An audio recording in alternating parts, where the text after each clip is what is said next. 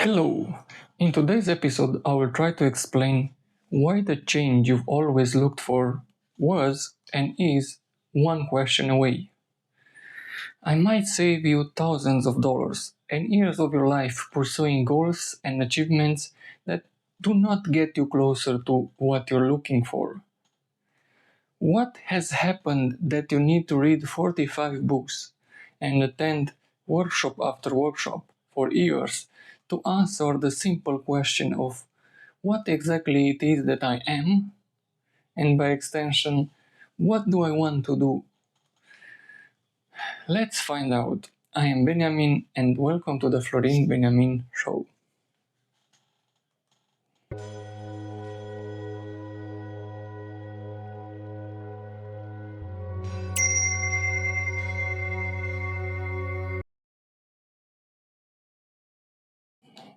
Welcome back. For most of my adult life, I was on a hunt.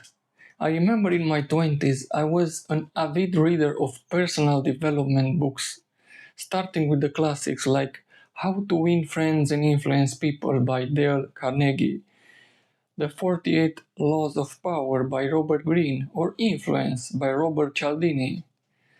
Tony Robbins was a big thing for me as well, with his programs and transformational books.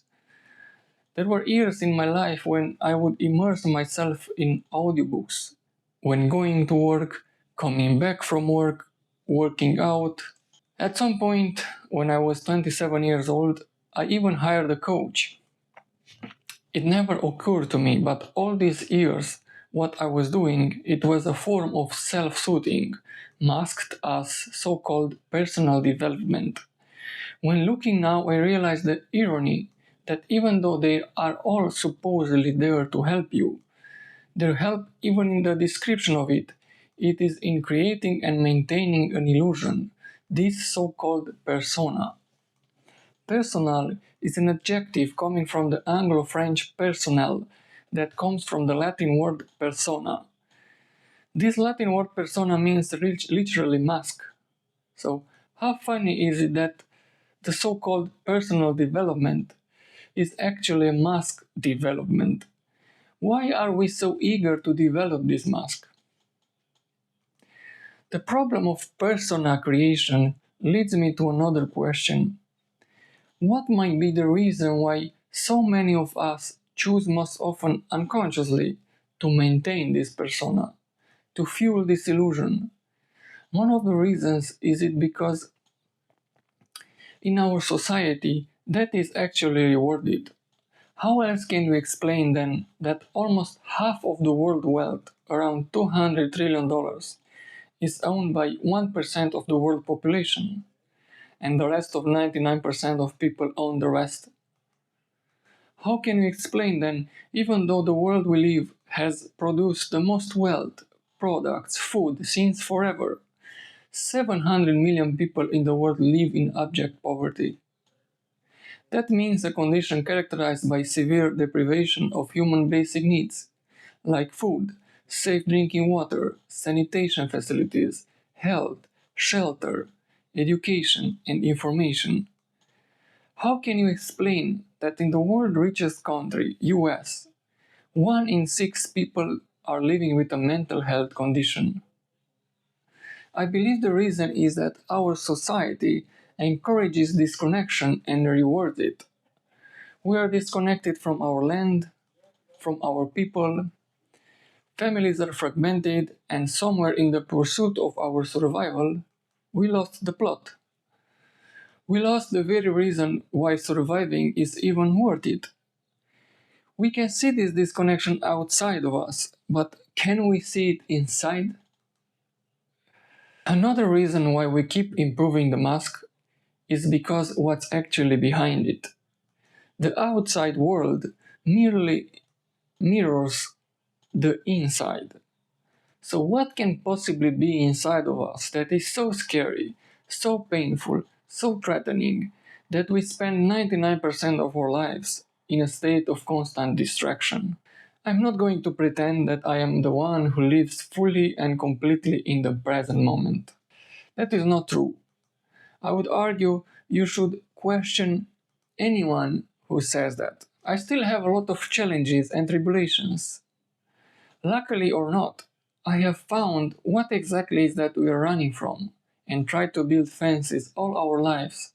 What can that thing be other than the most fearsome, intimidating, cruel adversary that we ever fought? Behind the mask there is ourselves. We are our biggest critic and our biggest supporter. Depending on what part of you is present, you can be confronted with your biggest fears or your biggest pleasures. You can feel that you are going to be wiped not only from the face of the earth, torn into pieces, but you will suffer total annihilation. You can also feel the interconnectedness with everything, seeing God, Allah, or Brahman in everything, bugs, plants, other people. Every cell of your body can pulsate with the purest love and bliss that you could not even imagine. All that in the same week. Talk about trying to stay sane after that. Because apparently our core driving force is survival, hopefully some of us are not so hurt. So this process of encountering what some people like Carl Jung call the shadow or the unconscious is not usually happening and is postponed indefinitely in most people. Even though for most people who go through it and arrive on the other side, life is a lot better, there is the very real risk of being caught somewhere in the between. Confused, being diagnosed with some incurable brain disease that doesn't actually exist. In my opinion, there is no need for an incurable brain disease like schizophrenia or bipolar to explain the extreme states people are finding themselves into.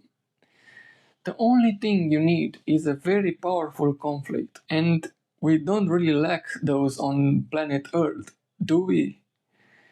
Let me give you one example of this conflict that usually happens in early childhood or later. How come someone that brought me to this world, takes care of me, loves me, is at the same time beating me once in a while, or even worse, abuses me?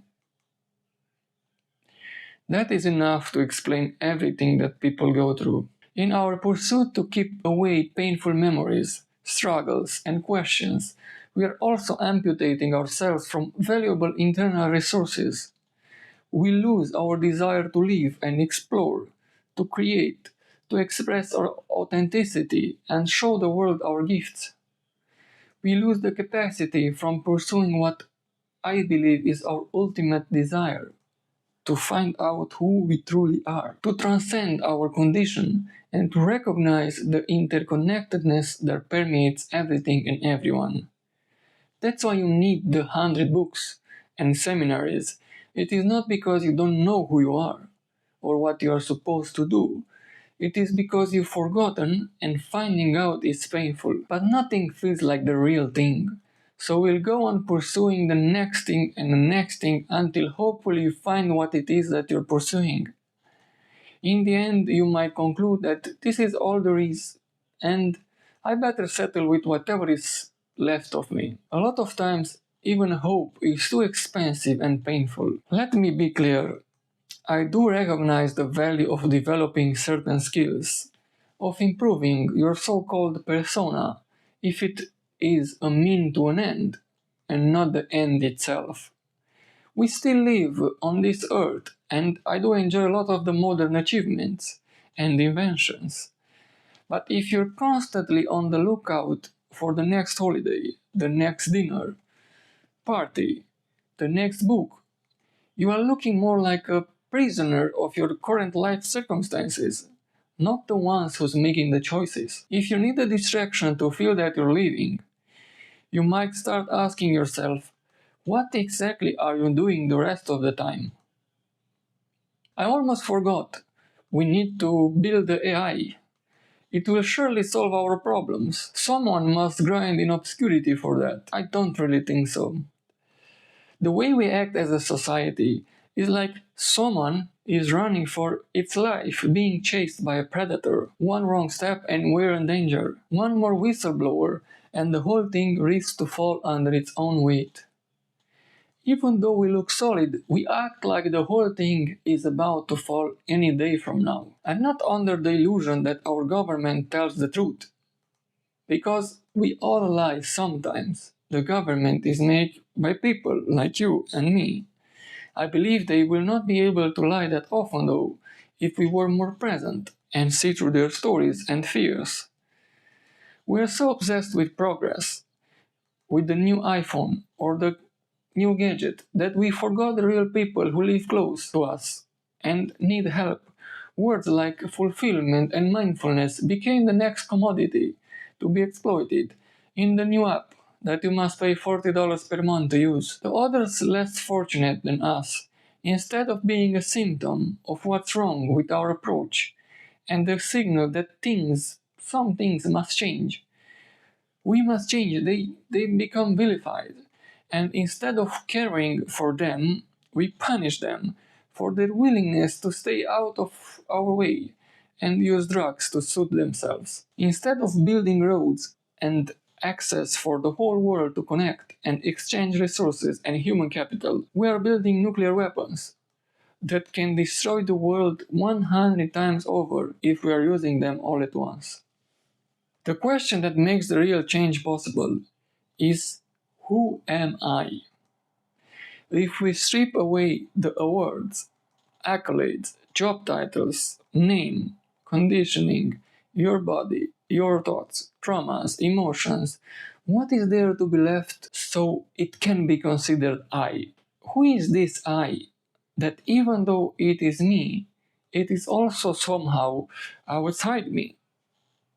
How can something that I call myself can be me? The subject cannot be the object. If you can observe it, possess it, and distinguish yourself from it, then it cannot be the essence of who you truly are. So maybe change isn't about building a better mask. Maybe it's not about sharpening the persona or mastering the self, because all that still orbits a someone, a center, we assume, but we never been able to see. But what if the self we're trying to fix, evolve, or transcend was never there to begin with?